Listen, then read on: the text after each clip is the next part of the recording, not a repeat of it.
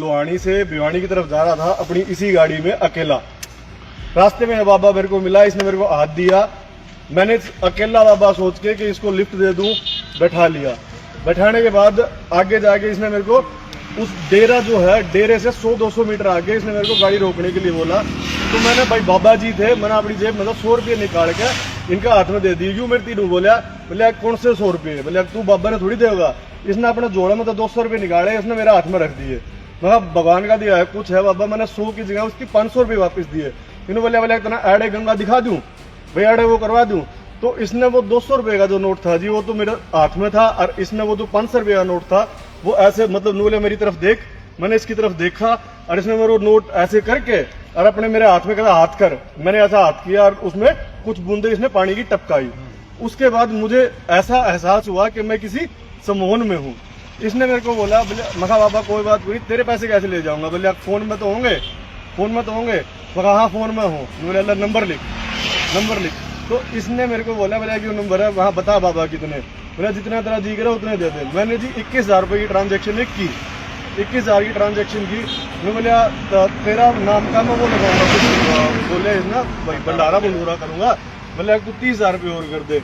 मैंने उसमें 30,000 रुपये और किए जी।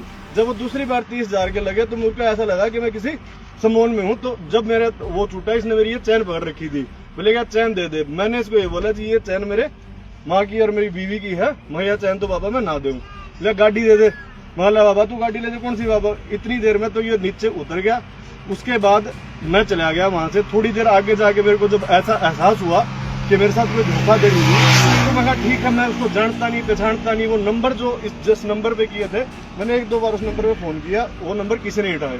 उसके लगभग 3-4 दिन के बाद मेरे को अननोन नंबर से कॉल आती है। उसमें यही मेरे बोला भगत सुनील, और ये मेरे से दोबारा कुछ पैसे डलवाने की मांग करते हैं कि सेवा कर दे। तो मैंने कहा बाबा जी अब कुछ नहीं है, क्योंकि मेरा खुद पुलिस के साथ उठना बैठना है। तो उसमें उन्होंने बोला कि तेरे पास डिटेल नहीं है ना, तो ट्रांजैक्शन नंबर से तू कुछ नहीं कर सकता। अगर वो बंदा होता तो तू कंप्लेंट कर सकता। तो मैंने अपनी तरफ से तसल्ली कर ली। दोबारा सर जी चरखी दादरी से हिसार जा रहा था। बाय चांस इस रोड पे से जब मैं निकल रहा था तो यही बाबा मेरे को सड़क पे हाथ देता है। यही बाबा मेरे सड़क से हाथ देता है। जैसे मैं गाड़ी बाद में लेके आता हूँ, मैंने मिल गया, मैं जैसे गाड़ी से उतरा, मैं बाबा कैसे? तो ये मेरे को देख के भाग लिया जी। मैंने इसका पीछा किया। बाकी सब मेरे ख्याल में जो चश्मदीद है उनको देखा। ये बाबा वहां से अपना जोड़ा झपटा फेंक के पहले इस तरफ खेत में गया, फिर उसमें से मैं गाड़ी घुमा के यहाँ लेके आया, फिर यहाँ से भागा। फिर कोई ट्रैक्टर वाले ने रोका इसे, और फिर वहां से जाके फिर जब भीड़ थी, 1-2 भाई थे मेरे ख्याल में, ये थे इन्होंने मेरे से पूछा क्या हो गया? मैं बाबा धोखाधड़ी कर रहा है लोगों के साथ, और मैं बाज रहा, ये सड़क के सड़क बाज रहा था। फिर इन भाइयों ने, ये जो भाई साहब थे, 2 थे, इन्होंने इसको रोका। और रुके, इन्होंने मेरे से पूछा कि क्या हुई है? मैंने बोला जी इसके साथ बैठ के पुलिस में चलना है, मेरे को कुछ नहीं करना है। तब इन सभी भाइयों ने इसको रोका।